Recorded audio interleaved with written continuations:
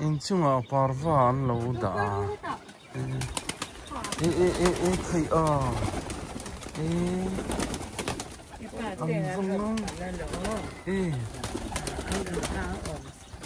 ăn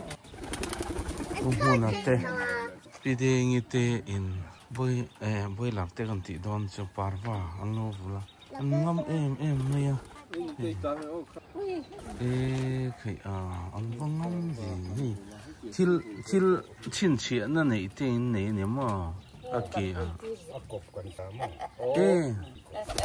cái thiên hình man mày à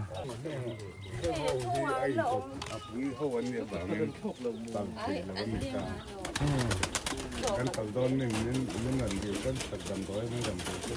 nấu sốt cá mò ngon bùn cái thiên cam sar lại anh em ăn thường thường đầm đói pakhat eng sang tingin ako pen zangai kan ataw law ma ni về lệ ni min tan lo sen ni ken an ka lo lệ chu bo hi boiler chu mo he boiler ma chuan khoi amo ano chu hey ku noi ni chu lo ya chung so có một thế ano what trời hi po hi in lian ta ka ding le don ni ma khaya la hi information pe na tomato ni mo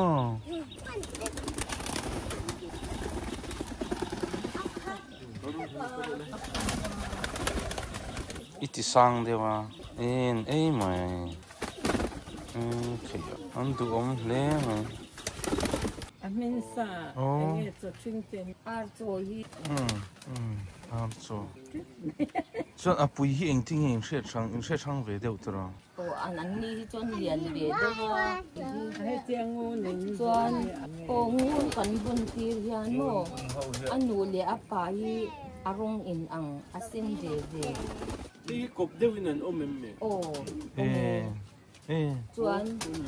a eng kha a in ang anu pa kha a ira mo yang khan kan ngun bun lo zong ni chu a tal thi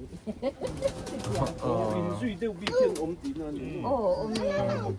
nu pan an nu pa ka lo tui pan ni chi an tui thin ma chu pan ni tu ya pakhata keu chuan a le pe ka pan ni tu ya pakhat keu ya pan ni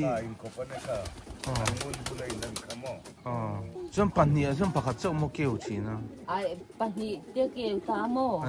chuan an ti suala pan ni keu lo pakhat chau keu chang nei ta ni pakhat chau keu chuan a tui le a